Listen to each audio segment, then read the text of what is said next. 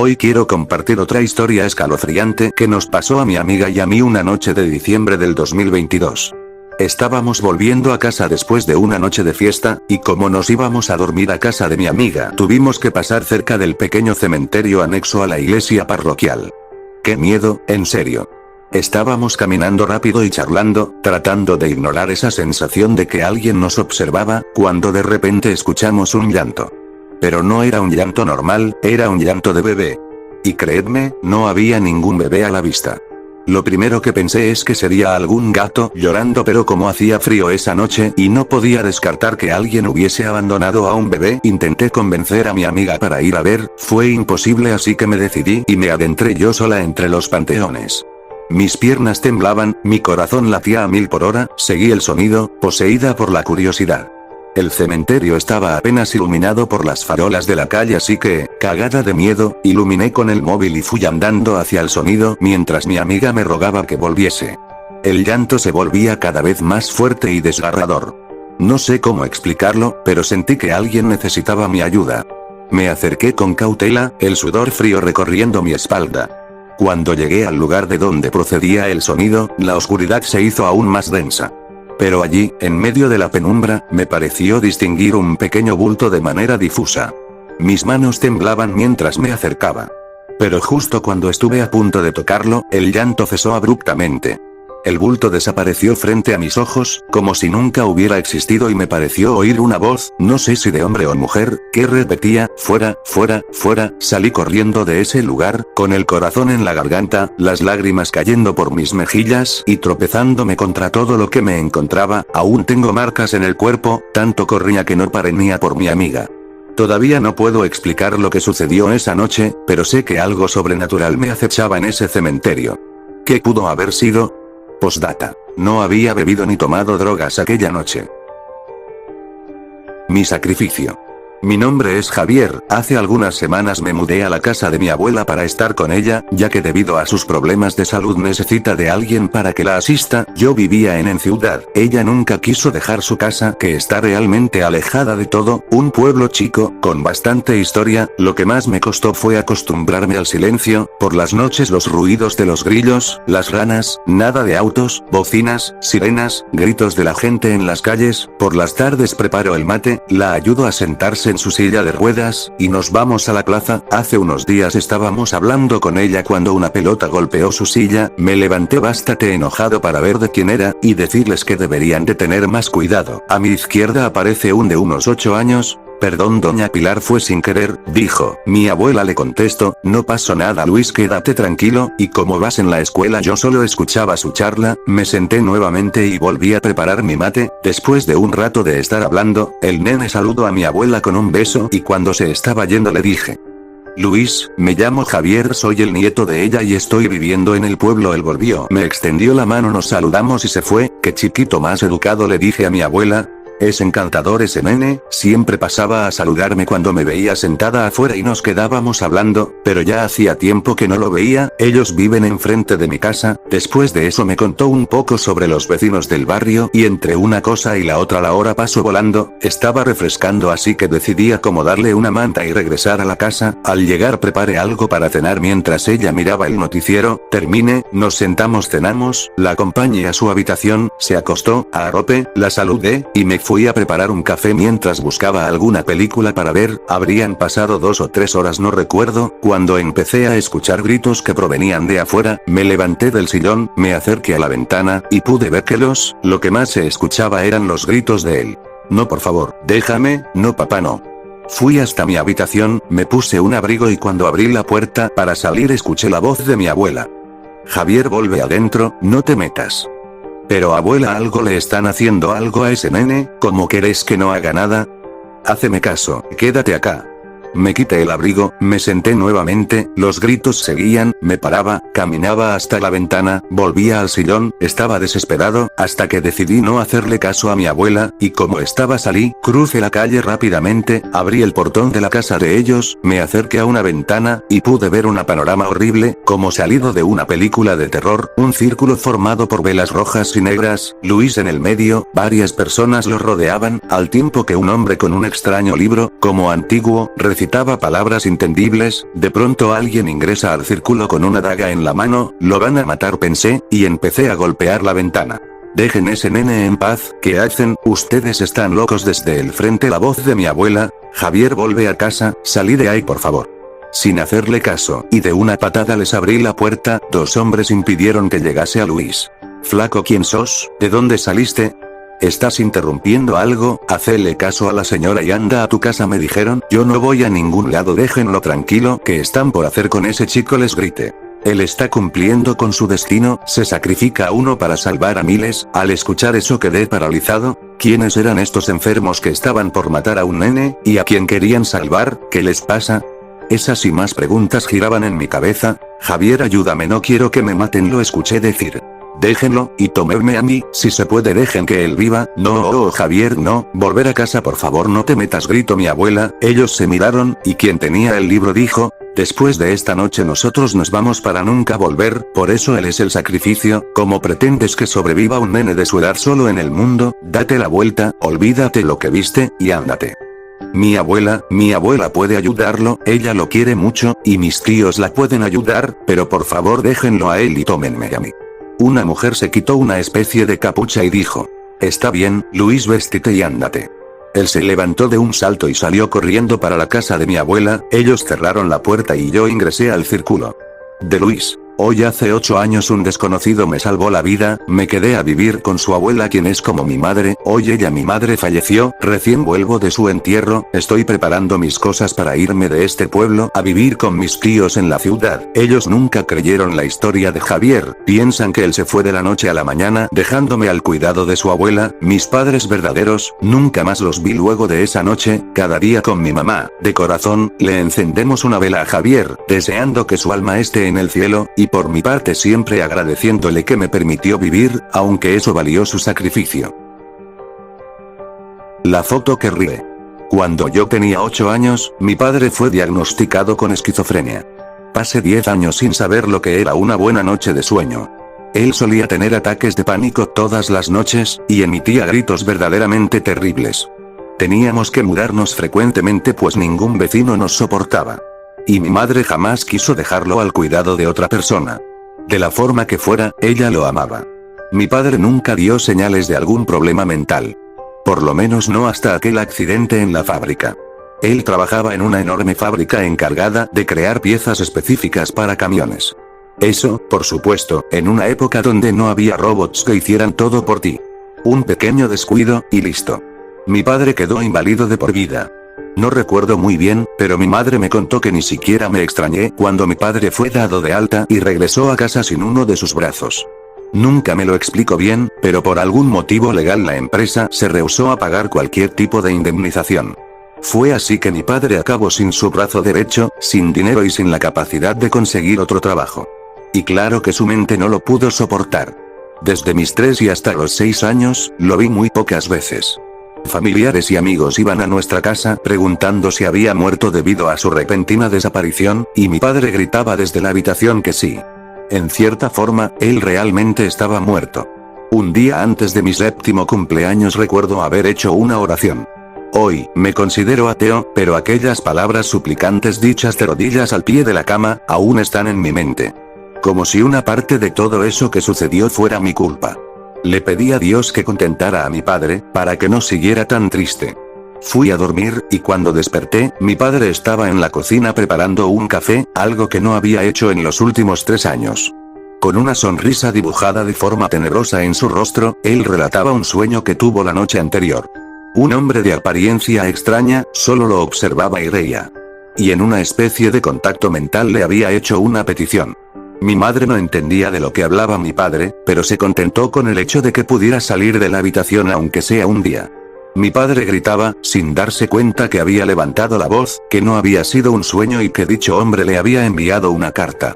Nos enseñó la correspondencia que había llegado aquel día. Una de ellas tenía una nota que decía: pide un deseo, y una foto en blanco y negro de un hombre con apariencia andrógina con los ojos cerrados.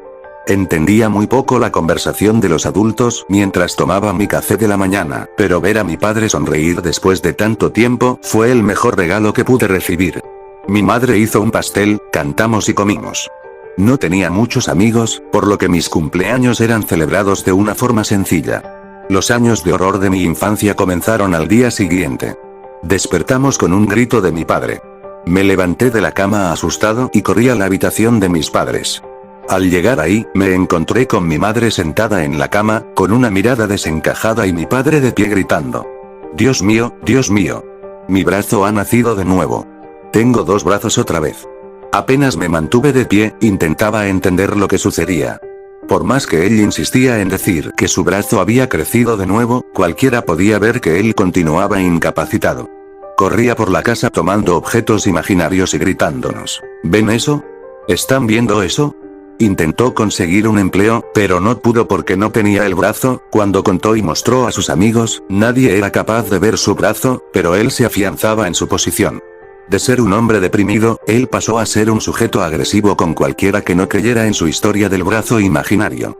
Eso no resultó en ningún problema durante un buen tiempo, hasta que comenzó a decir que unas escamas le habían comenzado a nacer en el brazo. Decía que poco a poco iba perdiendo el control de aquel miembro, como si pudiera controlarse a sí mismo. Y así comenzaron las noches de sueño perdido debido a los gritos de mi padre. Con mucho esfuerzo un médico lo examinó y concluyó que era esquizofrénico. Desde esa fecha mi madre decidió que la mejor opción era dejarlo encerrado en una habitación para que no se convirtiera en un peligro para mí.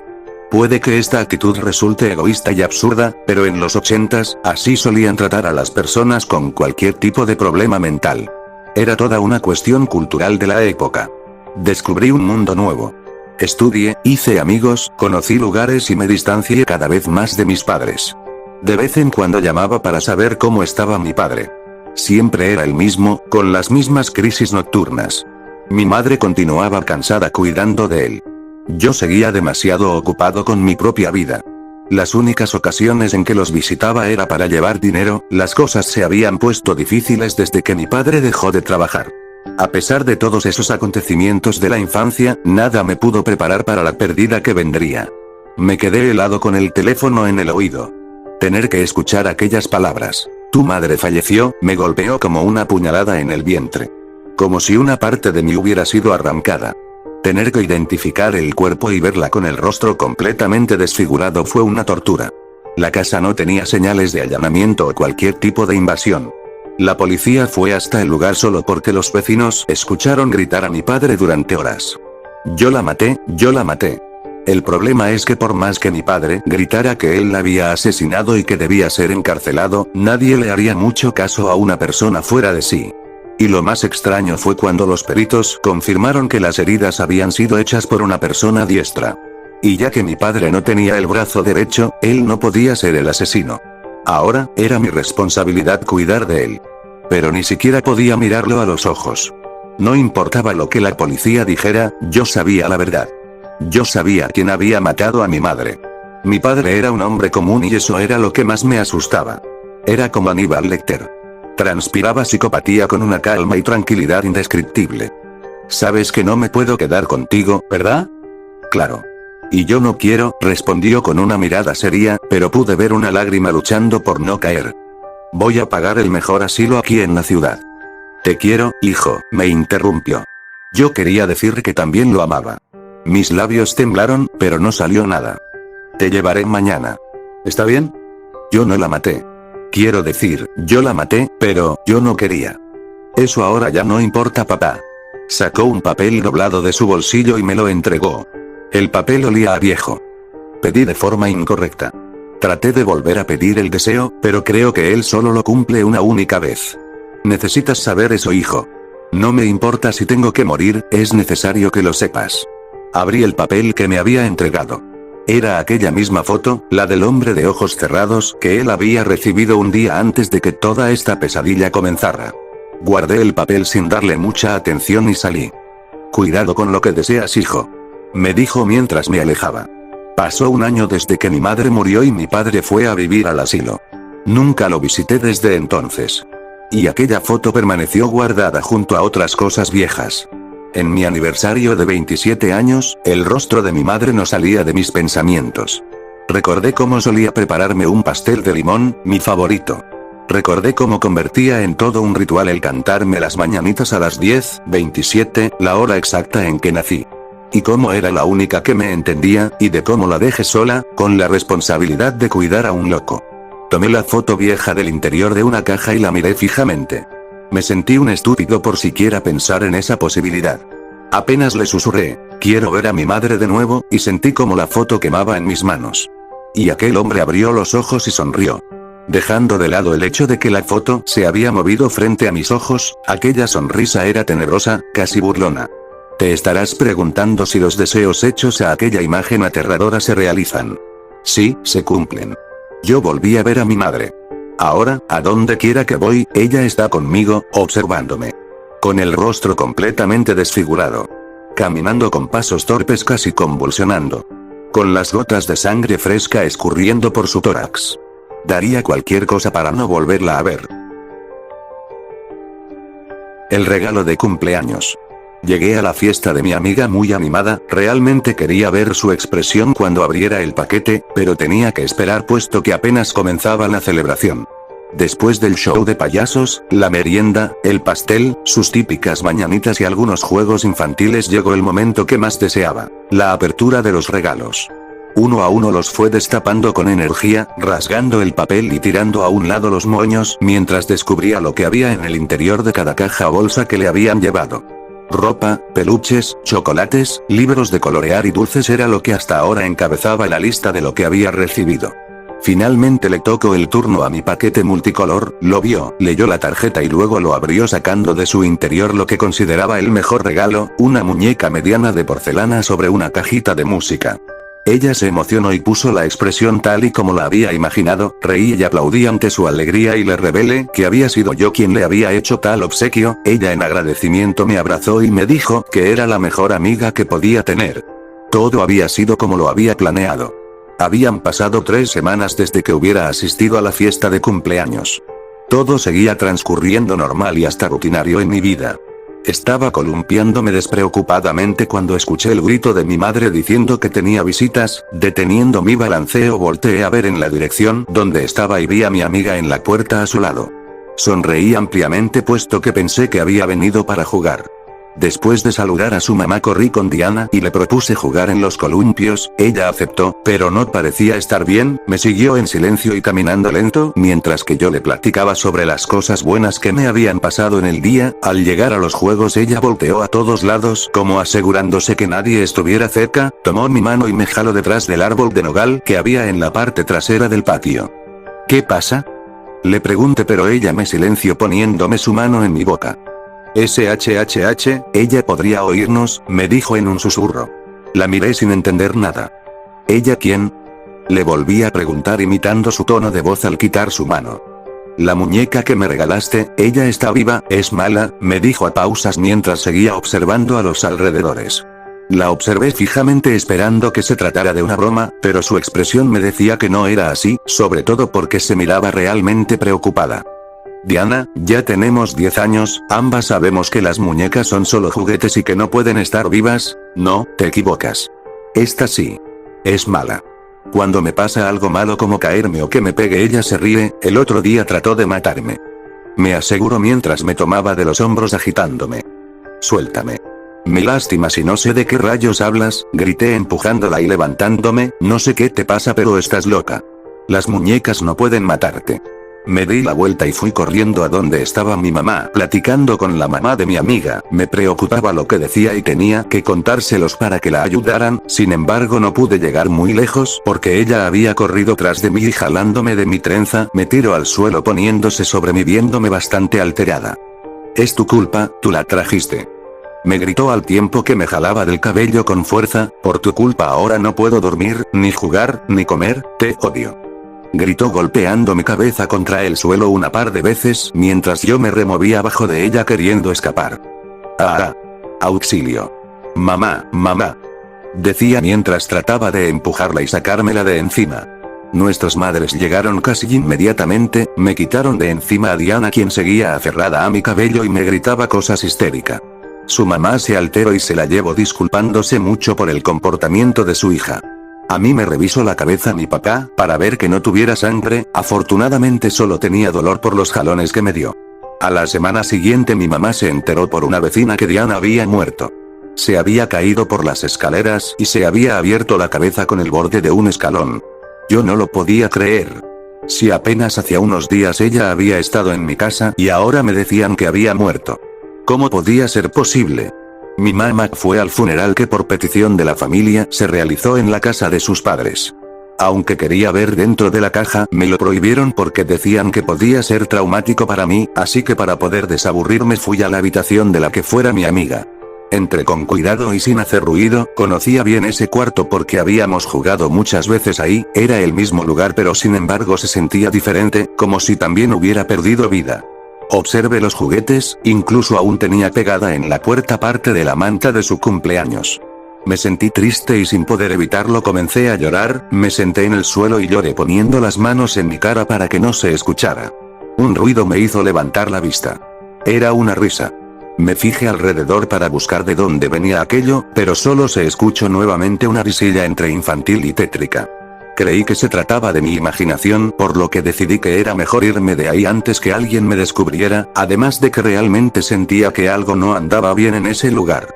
Esa noche en mi casa aún no podía creer lo que había pasado, realmente me parecía algo imposible que la que fuera mi amiga desde el jardín de niños ahora ya no volvería a jugar o a reír conmigo. Me sentí mal porque la última vez que nos vimos habíamos terminado peleando. La muñeca que me regalaste está viva, es mala, intentó matarme. Recordé de pronto esas palabras y me senté de golpe en la cama. ¿Acaso era posible que? No podía ser así, la muñeca no podía haber sido la causante de la muerte de Diana. Observé mi habitación a oscuras y sentí un escalofrío recorrerme. ¿Y si era verdad? ¿Y si realmente había sido asesinada? Si eso era cierto, entonces, ¿dónde está la muñeca ahora? Me pregunté a mí misma sintiendo como mi corazón se oprimía. Me quedé así por un par de minutos, tratando de calmarme, no podía dejarme llevar por la sugestión de que una muñeca podía asesinar personas, respiré hondo para luego recostarme de nuevo. Debía dormir o terminaría volviéndome loca. Cerraba y abría los ojos parpadeando lentamente mientras contaba abejitas para dormir, con cada una que contaba daba un parpadeo. Mi mirada se perdía entre la puerta del ropero, la cual me pareció que se abría cada vez más. Para cuando cerré los ojos cansada no noté que la puerta realmente se había abierto en su totalidad y que una sombra había salido para avanzar hacia mi cama. Ahora estaba en el mundo de los sueños, pensando en las últimas palabras de Diana. A la mañana siguiente la mamá de Lucky fue a despertar a su hija para que fueran juntas al entierro de su amiga Diana, pero al entrar lo que descubrió la hizo gritar con horror. La pequeña estaba muerta en su cama en medio de un charco de sangre que salía de una herida profunda en su garganta, misma que había evitado que gritara. En la mano de la niña se encontró unas tijeras cubierto del líquido carmesí. Las autoridades atribuyeron el suceso como un suicidio debido al trauma que de seguro había sufrido la menor por perder a su mejor amiga y que había actuado así en un momento de depresión. Aun y cuando los padres negaban que su hija pudiera hacer algo parecido, ese fue el veredicto final. Después del entierro de ambas pequeñas, ya que fueron sepultadas el mismo día, el velador del cementerio comentó que algunas veces durante la noche se podía escuchar una melodía de caja musical parecido a una risa infantil proveniente del lugar donde se encontraban las lápidas de las dos niñas, pero que al buscar la causa solo logró encontrar una muñeca de porcelana hecha pedazos sobre esta sin saber quién la había dejado ahí. Hace muchos años en una comunidad rural cerca de Pueblo Nuevo existió una pareja de esposos, Manuel y Laura, que vivían a orillas de un río, cuyo estilo de vida era muy pobre, pero siempre solían apoyarse el uno al otro tras casi 10 años de matrimonio que cumplirían el mes entrante, aunque nunca tuvieron hijos. Laura, mujer de carácter fuerte, era bien conocida en aquella comunidad, pues mucha gente le temía y siempre evitaban mejor no meterse en problemas con ella, porque tenía la característica muy peculiar de el que me la hace, me la paga. Por esa misma razón la mujer siempre recorría sola los caminos de aquel lugar o junto con su esposo. Manuel en cambio era de un carácter más noble y por consecuente era sometido a los caprichos de Laura, ya que sentía un gran miedo cuando hacía algo que la pudiera molestar. Así que para evitarse problemas con ella mejor le daba la razón, aunque a veces no la tuviera. Así pasó el tiempo con aquella pareja. Laura con el paso del tiempo era cada vez más y más exigente a un punto en el que vivir con ella era insoportable. Pero a veces la vida tiene un nuevo plan para nosotros. Una tarde Manuel se desvió por un camino distinto hacia su casa, pues quería buscar algo para regalarle a su esposa con el propósito de contentarla tras una gran discusión que tuvieron al mediodía, pero al parecer no se le ocurría nada pues a ella nadie le daba gusto. Manuel, preocupado y caminando por aquel lugar lleno de árboles y arbustos, apareció una hermosa mujer con un vestido negro. La mujer no parecía ser de esa comunidad, pues su forma de vestir era demasiado fina y elegante como para ser de algún lugar cerca. Manuel, asombrado por su belleza, se dirigió hacia ella preguntándole cuál era la razón por la que caminaba sola por ese lugar solitario y sin ninguna señal de gente cerca por ahí. La mujer le dijo que su auto dejó de funcionar y que se había quedado parado a orillas de la carretera. Manuel, con actitud servicial, decidió ayudar a aquella mujer y se dirigió con ella hacia el lugar donde se encontraba el auto.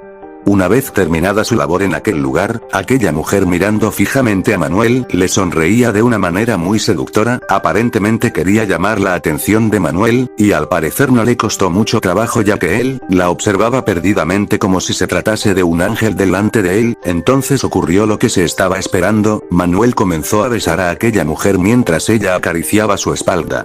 Al no encontrarse nadie cerca por ese camino, Manuel subió al auto de la mujer y se fue con ella. Al principio Manuel se sentía un poco mal ya que él era casado y temía porque Laura no se diera cuenta, pero a la vez su fastidio y su horrorosa convivencia con Laura lo convencieron de marcharse y hacer una vida lejos de ella.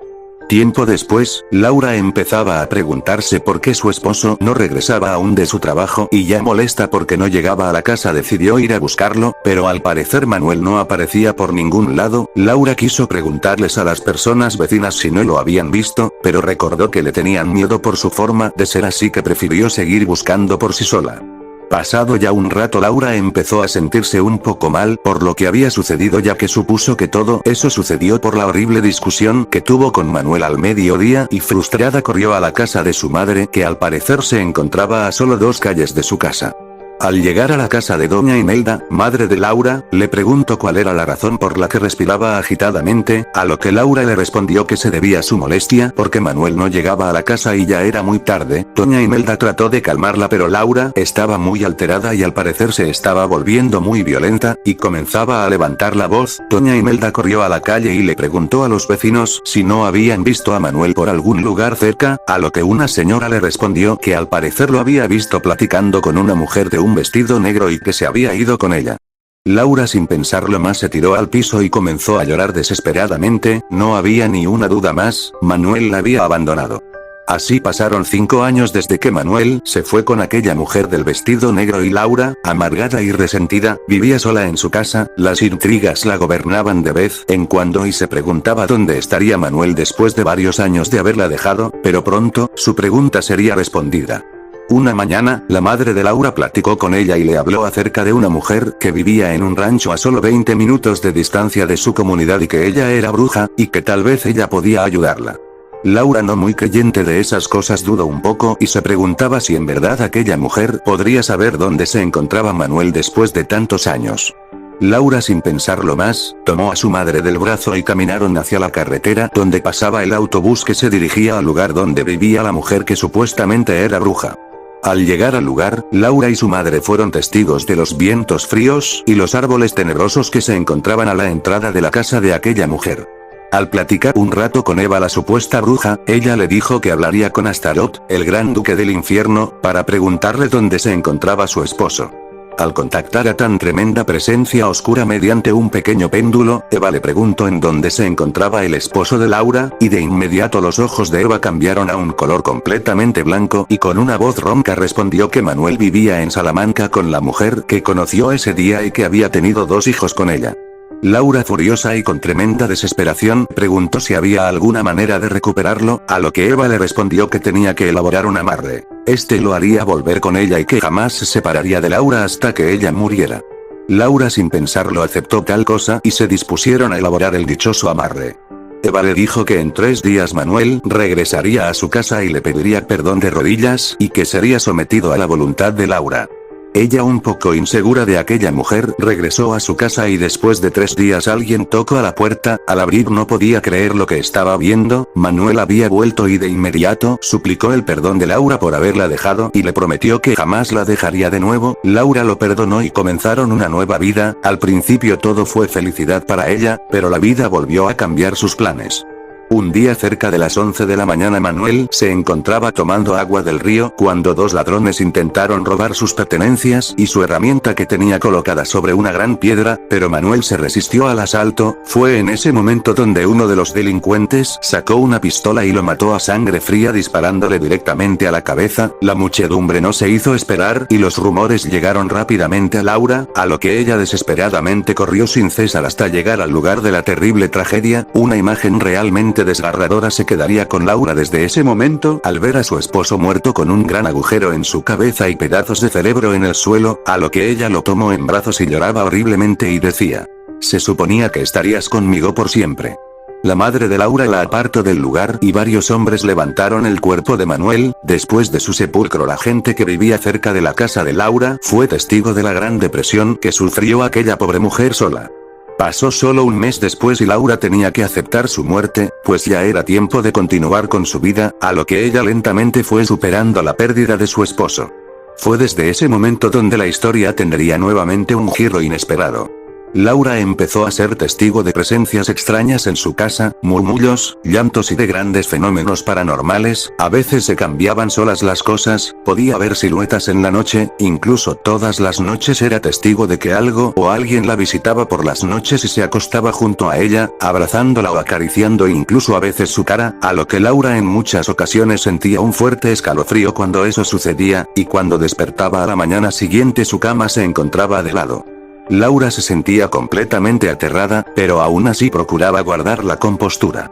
Una madrugada cerca de las 3:45 am ella se levantó de golpe, pues sintió que alguien la vigilaba. Al no encontrar a nadie volvió a acostarse y ya estaba a solo un momento de quedarse profundamente dormida cuando sintió que alguien recargó un codo en su hombro y cuando giró la cabeza se llevó un susto de muerte. Lo que vio la hizo saltar de la cama. Era un rostro de un cadáver en estado avanzado de descomposición que la miraba fijamente. Los orificios en donde alguna vez se encontraban los ojos ahora era una madriguera de gusanos, larvas y arañas, al igual que la nariz, y de su boca se asomaban moscas y volaban en todas direcciones como si toda esa putrefacción fuera un festín para ellas. Laura corrió a la casa de su madre y tocó la puerta desesperadamente hasta que su madre se levantó. Su madre le preguntó qué sucedía y Laura le comentó que había espíritus en su casa. Imelda quedó completamente sorprendida, sin saber qué hacer en ese momento. Esperaron a que amaneciera para ir a la iglesia de su comunidad y hablar con el sacerdote. Más tarde, una vez en el templo, Laura le comentó al sacerdote todo lo que sucedía en su casa, a lo que el sacerdote le preguntó que desde aproximadamente cuánto tiempo sucedía eso, y ella respondió que desde hace un mes, después de la muerte de su esposo, a lo que el sacerdote respondió que probablemente era Manuel el que se aparecía en su casa, pues algo provocaba que fuera a ese lugar y no pudiera descansar en paz. Fue en ese momento cuando Laura recordó lo que había hecho y pidió perdón al padre por semejante acción, a lo que el padre se molestó y le señaló que lo que había hecho no tenía nombre. Ella, desesperada por ayuda, suplicó al padre para que la ayudara. El sacerdote, después de haberla confesado, se dirigió a la casa de Laura para bendecirla, pero al momento de que el padre comenzó a rezar, algo muy fuerte tomó la pierna de Laura y cayó al suelo y la arrastró por toda la calle. La gente que se encontraba cerca no podía creer lo que estaba sucediendo. Era espantoso, pues los gritos de Laura provocaban aún más horror hacia todo aquel que veía esa tremenda escena.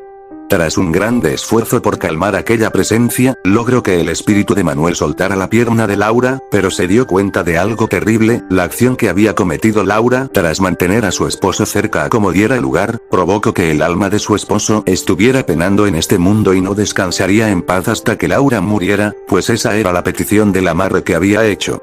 Laura suplicaba al padre que hiciera hasta lo imposible por ayudarla, pero él le dijo que no podía hacer nada más. Él le dijo a Laura que le pidiera perdón a Manuel por lo que había hecho, así que ella desde entonces todos los días al mediodía, lloraba en la tumba de Manuel y le pedía perdón y que se fuera, pero él no podía irse. La gente cercana que era vecina de Laura se convirtieron en testigos de los horrores que vivía. A veces ella corría por las calles pidiendo ayuda, pero la gente corría despavorida al ver cómo el espíritu de Manuel arrastraba a Laura por toda la calle hasta la puerta de su casa. Dichos acontecimientos duraron año y medio hasta que un día todo volvió a la normalidad, pero cuando entraron a la casa de Laura para saber cómo estaba, la encontraron colgada de un árbol que se encontraba en el patio de su casa. Esta historia se cuenta a todas las parejas de esa comunidad cuando sus problemas se vuelven muy fuertes, para mostrarles a todos aquellos que aferrarse a alguien que no los ama y querer obligar a la pareja a permanecer a su lado contra su voluntad, puede convertirse en cadenas dañinas que lastiman, destruyen y hierden a un grado en el que tú, o tu ser amado puede convertirse en un monstruo. 3 en 1. La vida. El vivir. El disfrutar. El amor. El cariño. El respeto. La ayuda. La felicidad. Son conceptos que, ojalá en algún momento, podría haber experimentado si es que tuviera otra vida. Esos conceptos son realmente vitales para la familia y la vida de uno. Pero eso no quiere decir que sea algo infalible. Puede haber conflictos familiares, pero naturalmente o por causa de ciertos factores o por prominencia del destino o de uno mismo, ocurren esos conflictos y peleas, y son fáciles de solucionar. Muchas personas ven el lado positivo de las cosas, y siempre buscan dignidad en una pelea, conflicto, aprieto, problema, y hasta incluso, un trauma. Ojalá pudiera tener un poco de ese concepto llamado dignidad, pero la verdad me resulta muy difícil de conseguir. Ahora es imposible que lo consiga con todo lo que me ha pasado a lo largo de mi vida. Déjame relatarte todos mis calvarios que yo tuve que pasar durante toda mi maldita y mísera vida hasta hoy, para que puedas entender todo el contexto. Bueno, la verdad, mi vida es el calvario en carne y hueso, así que, para mí, eso no es de extrañarme, porque siempre lo ha sido, y lo he comprendido con el pasar del tiempo. El origen de por qué estoy pisando suelo en este mundo comenzó hace 16 años atrás, cuando una señora trabajaba como prostituta en un puticlub que quedaba a unas 10 cuadras de su casa. Un día se juntó con un sujeto que le ofreció un pago para que tuvieran relaciones sexuales. Ella lo aceptó, lo invitó a su casa, y tuvieron sexo. El detalle estaba en que tuvieron sexo sin protección, y en consecuencia quedó embarazada. El perdedor nunca se preocupó por ella cuando estaba embarazada, y muy pocas veces la iba a visitar solamente porque ganaba dinero a costa de vender su cuerpo para el consumo privado de otros, y no por el feto que aquella mujer tenía dentro. También, la mujer era igual que ese sujeto. No le importaba lo que tenía dentro, y consumía toda clase de drogas durante el embarazo. Siguió así durante muchos meses, hasta que, en un fatídico día 25 de mayo, nació ese bebé en el hospital, y los doctores se enteraron felizmente de que era niña. Pero lo que ellos no sabían es que aquel bebé tendría una vida increíblemente miserable en el futuro. Después de que el bebé naciera, lamentablemente, el bastardo y descuidado hombre se desentendió de la mujer y del bebé, y se mudó del lugar, dejando a la mujer sola con su bebé en una casa pequeña, antigua, y de aspecto desolador, como si estuviera casi abandonada. Era la casa en donde esa mujer prostituta vivía. La mujer, desesperada, se fue al puticlub con el bebé en brazos. El bebé lo dejó solo, acomodado en una mochila grande como si fuera su cama, e intentando buscar a un hombre para que, no solo le pague, sino que también, la acompañe para juntos cuidar ese bebé que tuvo con el otro hombre. Aunque no lo crean, lo consiguió. Comenzaron a cuidar al bebé durante 1 año y medio, cuando aquel bebé se convirtió en una pequeña niña que podía caminar, aunque sea con un poco de dificultad. La mujer le pagó al tipo por ayudarla con la bebé, y se fue, dejando nuevamente sola a ella y a su bebé. A pesar del progreso de ese bebé, la madre le daba más importancia a su trabajo que a su hija, y la dejaba sola, sin ningún juguete con que entretenerla, ni siquiera le ponía dibujos animados, y tampoco le daba suficiente afecto y cariño. A partir de los 7 años de edad, esa niña experimentaría la frustración de su madre. La ignoraba como si fuera un pedazo de basura, la alimentaba mal y de forma brusca, cada vez que estaba enojada por algún motivo se desquitaba con su hija, ya sea físicamente, verbalmente, psicológicamente, o las 3 cosas juntas. Cuando la niña tenía 8 años, la madre comenzó a hacer su negocio de prostitución en su casa.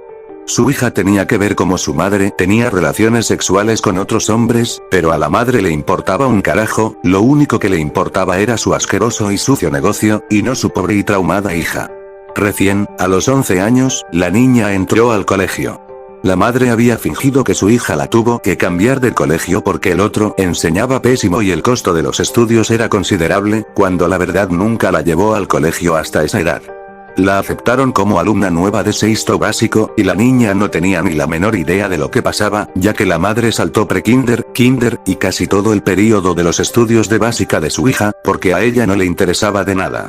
La mujer fingía preocupación y cariño por su hija delante de los demás, cuando la verdad la niña era ignorada la mayoría del tiempo por su madre debido a su negocio, era maltratada, y era utilizada como saco de boxeo. Esa fue la primera vez que la niña entró al colegio a la edad de 11 años. No solo tuvo que soportar la burla, el bullying, el acoso, el hostigamiento, los insultos, las amenazas, y los vejámenes que le hacían sus compañeros, sino que además a la niña le iba sumamente mal en todos los ramos, debido a que, como ya saben, la niña no hizo el período desde prekinder hasta 5º básico por culpa de su maldita madre. Para colmo, los profesores utilizaban sus bajas notas para humillarla enfrente de todos sus compañeros de clase, y llamaban a su madre por su bajo rendimiento que tenía en los ramos. La madre simulaba preocupación cuando llegaba al colegio a buscar a su hija, pero llegando a casa, la madre la tiraba al suelo, la insultaba y menospreciaba mucho, la golpeaba como si fuera un saco de arena, y no le dejaba alimento durante todo el día, mientras que ella continuaba con su pútrido negocio. La niña lloraba en silencio, y lo único que ella quería era desaparecer de este mundo. Pasó el tiempo, y ahora la niña era una preadolescente de 13 años de edad. Fue la primera vez que ella tenía acceso a internet. Tenía acceso a internet una jovencita sola, ignorada, maltratada, basureada, tonta, depresiva, trastornada, enferma, y con tendencias al suicidio y a la locura. ¿Qué más se podía agregar? En ese momento la niña cursaba 8º básico. La madre consiguió un nuevo novio, el cual era un sujeto de 38 años de edad, y este era un tipo que a la niña no le agradaba. Siempre la veía como una mujer, y no como su hijastra. Un día, en el colegio donde inútilmente estudiaba ella, hicieron una convivencia por el Día del Niño. En ese día, la niña estaba tranquilamente comiendo snacks y tomando jugo, cuando un grupo de chicos y chicas la rodearon, y uno de los chicos le pidió que si se uniría a ellos para hacer travesuras de chicos para divertirse un rato, y la niña entusiasmada dijo que sí, y se unió. Lo que no sabía ella era que la estaban manipulando. Luego de aceptar la propuesta del chico, agarraron a la chica de las manos y se fueron a un solitario rincón de la escuela en donde nadie veía y nadie daba importancia. Ya estando en ese lugar, la chica dijo que qué es lo que hará junto a ellos, y los chicos no dijeron nada, y solo empezaron a golpear a la pobre chica hasta dejarla inconsciente. Después, el grupo formó un círculo, y uno de los chicos se acercó a la chica inconsciente en el piso, y acto seguido se bajó el pantalón, mientras una chica grababa el acto. Así fue como la tonta y pobre chica fue abusada sexualmente de una forma humillante. Era un chico, después venía otro, y así sucesivamente, hasta las chicas participaron en aquella degenerada actividad, metiendo sus dedos en las dañadas partes privadas de la pobre chica que se quejaba del dolor. Lo peor era que nadie se enteró de aquella acción en ese momento y, además, los compañeros que participaron en el juego del abuso grabaron todo el hecho, y la pobre chica no sabía de nada, hasta que lo publicaron en internet, desprestigiando su imagen pública. Luego de ese incidente, no solo del colegio, sino que muchas personas vieron el video en internet, y en vez de difundirlo y denunciarlo, comenzaron a burlarse de la chica violada, a insultarla, y a comúnmente llamarla puta puberta, haciendo spam por todos lados del internet con ese adjetivo.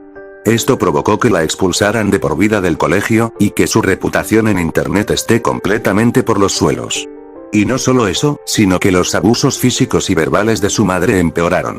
Ahora los golpes pasaron a ser de puño y pie en vez de cachetadas, los insultos eran más venenosos e hirientes, entre los más comunes le decía pequeña puta, mientras que el bastardo que tenía como pareja la miraba fríamente sin decir nada.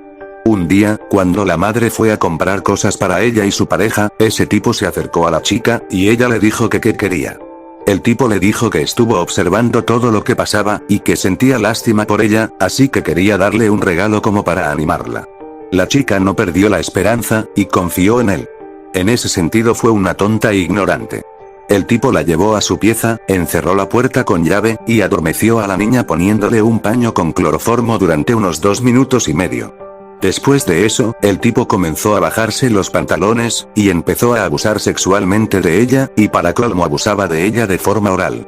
Había un secreto que ocultaba él mientras abusaba de la niña, y era que tenía una enfermedad de transmisión sexual, la cual era nada más y nada menos que el VIH. Exacto. La niña había sido, no solo abusada sexualmente de forma oral, sino que además fue contagiada de VIH. Cuando ella despertó en su cama, acostada, pero sentía la boca extraña, como si su saliva fuera alguna especie de mucosa, cuando la verdad era otra cosa. Tragó esa saliva e ignoró ese detalle.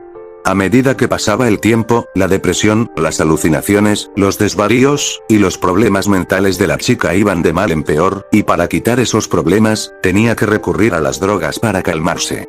Cuando la chica tenía 15 años de edad, consiguió pareja. Una chica de 19 años de edad, que era muy posesiva y malvada con ella. En sus relaciones hacía actos sadistas, la agredía sin motivo alguno con el argumento de que así amaba, y además era una asesina en potencia, porque ella, cada vez que veía a un gato callejero por la calle, lo mataba de cualquier manera posible, y lo disfrutaba.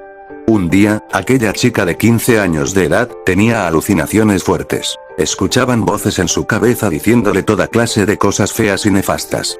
Trataba de sacárselas de la cabeza de cualquier forma posible, pero era imposible, además de que su madre le había escondido las drogas para que ella no las tomara. Ella no sabía qué hacer, hasta que las voces repentinamente pararon en su cabeza. Se extrañó mucho, y ahí fue cuando, enfrente suyo lo vio. Era un chico. Su apariencia parecía tener unos 16 años de edad, tenía una vestimenta blanca, sucia, y desgastada, su piel era pálida, tenía el cabello negro, y sus ojos eran opacos y sin pupilas.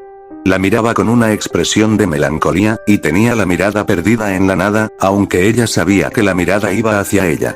Entonces, ella le preguntó quién era, pero el joven no contestó, pero después de unos 20 segundos, le habló, diciendo su nombre, el cual se llamaba Darío. A partir de ese momento, fueron como dos imanes atrayéndose uno al otro lleno de comprensión y amor del cual nunca experimentó la chica. Era como un amor de un familiar hacia ella. Un detalle a resaltar era que ese joven solamente aparecía cuando no había nadie en la casa, y así fue pasando los días, semanas, y meses, con abusos por parte de madre, padrastro, y novia, y con amor de un amigo fiel y paternal como lo es Darío. Esa es toda la historia de cómo yo puse un pie en este mísero mundo para comprender la mierda de vida que he venido llevando todo este tiempo, hasta el día de hoy que cumplí los 16 años. Toda esa historia se la conté a Darío, mi joven amigo, después de haberme encontrado llorando en silencio en una esquina después de una paliza horrible de mi madre. Finalmente exploté, y le conté todo a él después de que mi madre saliera de la casa a hacer algo que no es de mi incumbencia. Él me quedó mirando de forma melancólica mientras que yo lloraba, esta vez de forma desconsolada y a moco tendido, porque había soportado mucho dolor y sufrimiento en esta vida que ahora me es casi imposible soportar. Lo que sí sé es que llorar de cualquier manera no sirve de nada ni arregla nada. Luego de calmarme un poco y relajarme, le expresé a Darío mis tan deseados planes de suicidarme, porque qué sentido tiene estar viva si soy un desecho, no sirvo para nada, me tratan como si fuera mierda, y toda la gente me odia. Darío me comprendió al instante, así que él se inventó un juego para beneficiarme a mí de alguna manera, y hacer que para siempre esté acompañada con él. El juego le puso un nombre llamado 3 en 1. No entendí el nombre, pero Darío me explicó que el juego va a iniciar mañana, y a medida que avanza, iré comprendiendo el juego. Le dije que está bien, que esperaré hasta el siguiente día. Darío sonrió de forma extraña, por no decir tétrica. Esperé al día siguiente cuando la casa quedaba sola conmigo adentro de ella, y mi joven amigo Darío apareció. Esta vez, algo había cambiado en él. Ahora él tenía en sus brazos unas cicatrices que formaban unos 3 símbolos iguales. Eran 3 marcas paralelas y una marca traspasándolas. Él me las mostró, y me dijo que, con eso, podría vivir en paz y mi vida cambiaría para bien. Me dijo que buscara un cuchillo no tan grande de la cocina, y le obedecí. Fui a buscar un cuchillo casi tipo navaja, porque si era con uno grande, el juego se haría difícil. Luego de encontrarlo, fui a donde estaba Darío. Y luego, él me dijo que me hiciera un símbolo de los que tenía en el brazo. Como ya antes inútilmente me había intentado suicidar de todas las maneras posibles, esta vez estaba decidida de hacerlo, y me tallé ese símbolo a la altura del codo del brazo izquierdo. Me hice un corte recto no tan largo, y después me hice 3 cortes paralelos atravesando el otro corte. Me sangraba mucho, pero mi amigo Darío me dijo que no me preocupe, que luego verá el efecto que tiene. Darío miró hacia la cocina de la casa, y me dijo que mirara allá. Miré hacia allá, y vi a mi madre muerta en el piso, desangrada. Tenía las muñecas talladas con ese mismo símbolo. Yo empezaba a sentir como si me quitaran pesos que tenía encima de la cabeza, y me sentía satisfecha y feliz. Luego, Darío me dijo que me hiciera otro símbolo igual que el otro. Yo, sin dudar, lo hice, pero esta vez en medio del brazo derecho, y también, como la otra herida, me sangraba mucho. Luego de hacerlo, Darío me dijo que vaya hacia la pieza de mi madre. Fui hacia allá, y me encontré con mi padrastro pederasta muerto en la cama. En sus muñecas tenía las mismas marcas que tenía mi madre, tiñendo las sábanas de un rojo oscuro. Estaba alegre, sentía que poco a poco estaba recuperando libertad, se podría decir. Darío me llamó para que viniera, y fui. Ahora, Darío me dijo que, para terminar el juego, me tenía que hacer el tercer símbolo en uno de los brazos. Elegí el brazo izquierdo, y con el cuchillo me corté ese símbolo justo en la muñeca. En este punto empezaba a sentir una especie de adormecimiento. Darío me dijo que fuera al baño, y fui hacia allá. Cuando llegué al baño, encontré a mi sádica novia muerta en la bañera. También tenía las mismas marcas en la muñeca, y la tina estaba hasta menos de la mitad llenada con sangre de mi novia. Luego de ver todo eso, sentí libertad, placer, y mucha felicidad, al saber que me he quitado todos los problemas que tenía, pero me estaba dando un adormecimiento, como si en cualquier momento iba a caer inconsciente. Entonces fui hacia donde estaba Darío, él me abrazó, y me acomodó entre sus piernas, y me dijo que me relajara y esperara. No sentía dolor alguno, lo único que yo sentía era cansancio y algo así como sueño. Fue en ese momento, con Darío acariciándome la cabeza, que me dormí. Más tarde, desperté en mi cama junto con Darío al lado. Me sorprendí al ver a Darío, ya que ahora era un chico normal, bello, atractivo, y muy hermoso, y no era como el de antes. Sucio, pálido, y con ojos vacíos y sin pupilas. Me impresioné al verlo, lo que sí es que las marcas que tenía en las muñecas seguían ahí. Algo que yo noté en mí es que ya no sentía que tenía depresión ni padecía de trastornos mentales y emocionales, y todos esos problemas que yo tenía cuando convivía con la bestia de mi madre, el degenerado del esposo, y la sádica de mi novia. Ya no necesitaba nada, estaba como nueva y sana. Me levanté de la cama, y fui con Darío hasta la entrada de mi casa. Cuando fuimos hasta allá, en el suelo estaba mi cadáver pálido manchado de sangre, con los brazos cortados formando esos símbolos, y el cuchillo al lado mío. Cuando lo miré, se me cayeron unas lágrimas de la emoción, y Darío me miró con felicidad. La verdad, el juego que había inventado mi amigo Darío funcionó y dio frutos, y ahora soy libre, feliz, y por fin descansaré en paz. Y todo esto fue gracias a ese juego. Ese juego de 3 cortes en un solo corte. Ese juego llamado 3 en 1. El Callejón de las Manitas. Existe en la ciudad mexicana de San Luis Potosí, cierta callejuela situada en un barrio antiguo del centro histórico, a la que apodan como el Callejón de las Manitas. En este lugar estrecho y oscuro, muchas personas se han llevado más de un susto. Y no es para menos, con la historia macabra que se esconde detrás de tan pintoresco lugar. Los hechos se remontan al año de 1780, en los albores de la época colonial. Por aquel entonces llegó a la capital potosina, un sacerdote que se instaló en una humilde casa cuya ventana daba justamente al callejón. El párroco iba a hacerse cargo de dar clases en una escuela para niños humildes. Era una persona muy piadosa y que gustaba mucho de ayudar a los demás. No tenía mucho, pero lo poco que ahorraba de sus pagos como profesor, lo empleaba en comprar comida y medicinas para los pobres, o en darles algún gusto a sus estudiantes.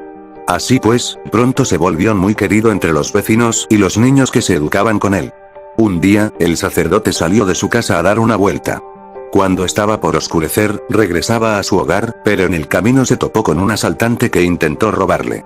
Al ver que no traía nada de valor con él, el cobarde ladrón lo apuñaló y el religioso se desangró hasta fallecer.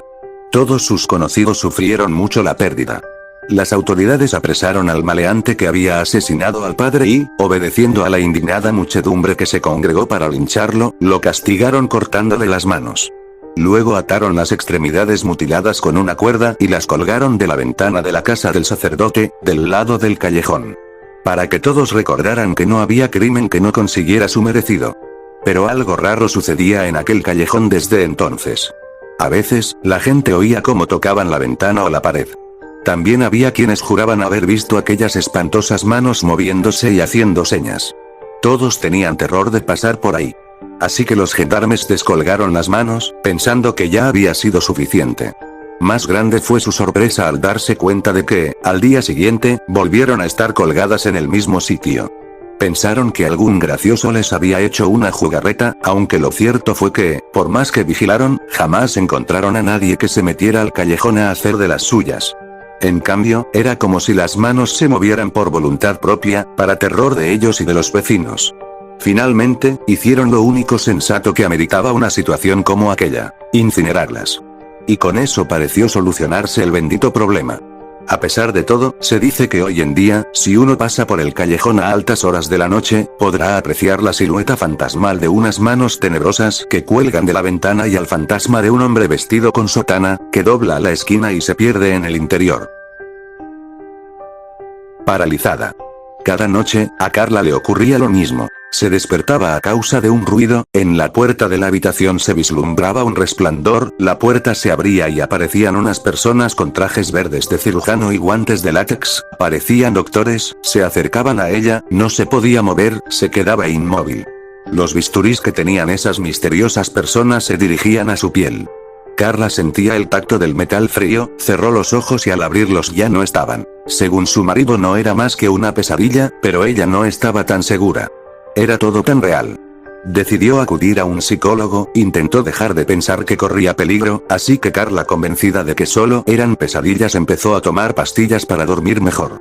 Pero esa misma noche esas personas volvieron a aparecer, Carla no lo comprendía, había tomado las pastillas y aún así seguía ocurriéndole lo mismo. Cada noche, se le acercaban un poco más y el bisturí le cortaba un poco más, podía notar el dolor y se despertaba sudorosa. Ella siempre se quedaba paralizada, avisaba a su marido para despertarlo pero él no la escuchaba, parecía que estuviera en otro mundo, mientras ellos se acercaban. Esa misma noche, el bisturí le cortó aún más, se deslizó sobre su barriga, el dolor era insoportable y pudo ver cómo la sangre le brotaba. Quizás esa sería su última noche, mientras que le abrían intentó recordar lo que le había dicho el psicólogo. Todo es un sueño, una pesadilla.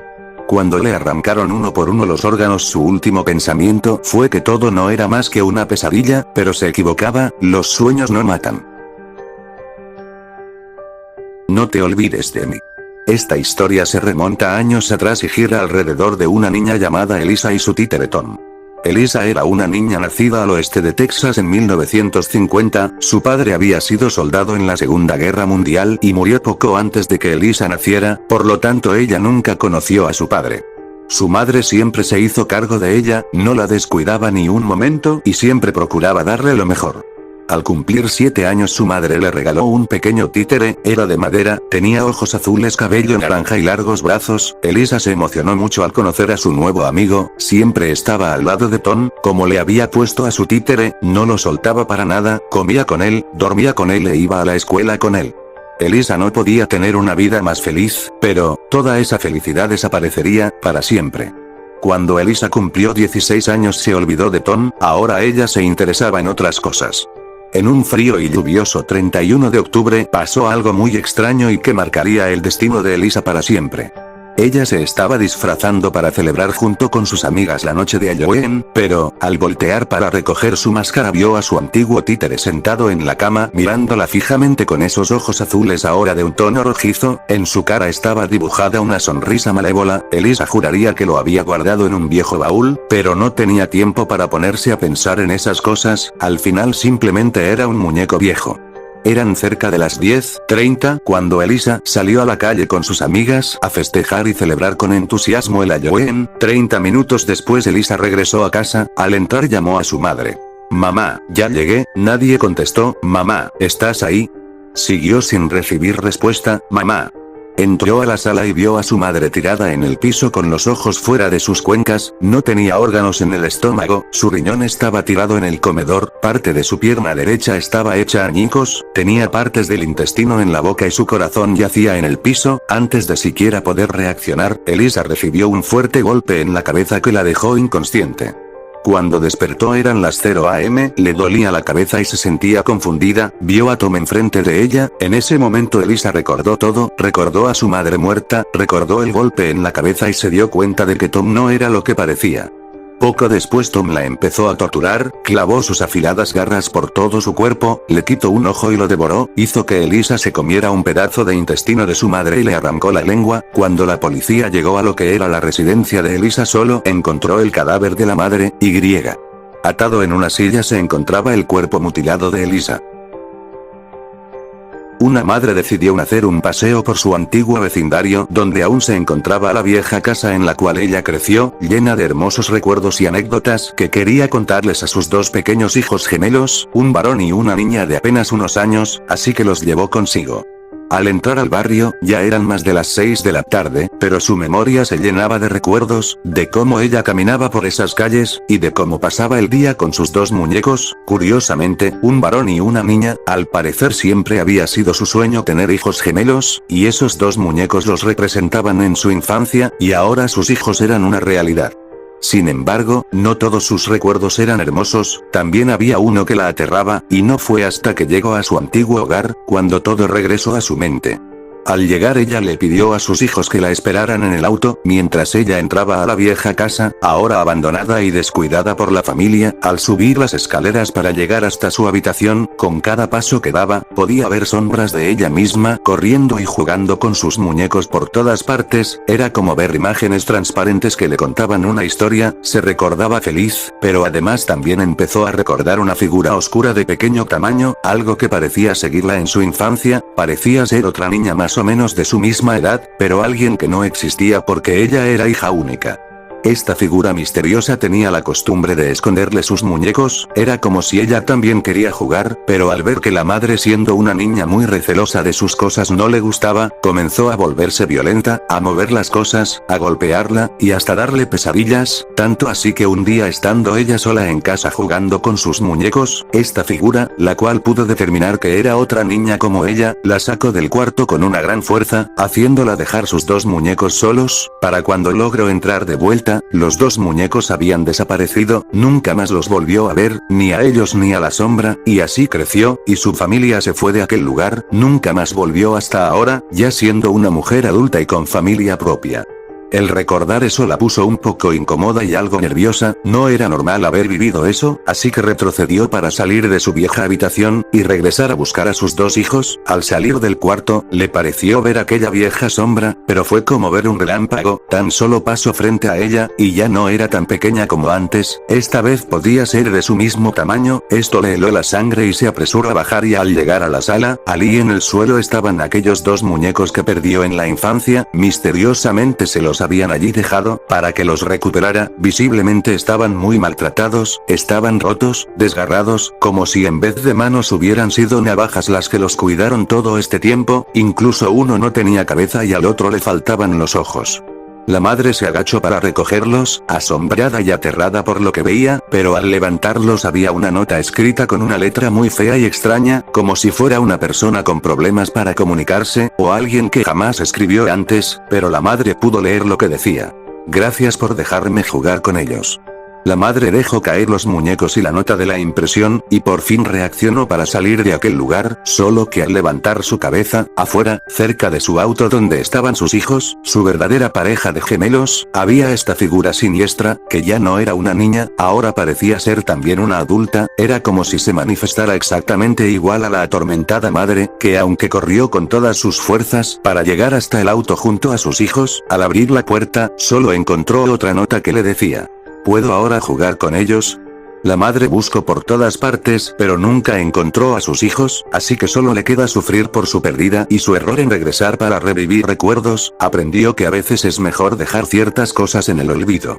Aunque, lo más seguro, es que alguna vez le devuelvan a sus hijos cuando ya no se pueda jugar con ellos, tal vez en el mismo estado en el que devolvieron sus viejos muñecos.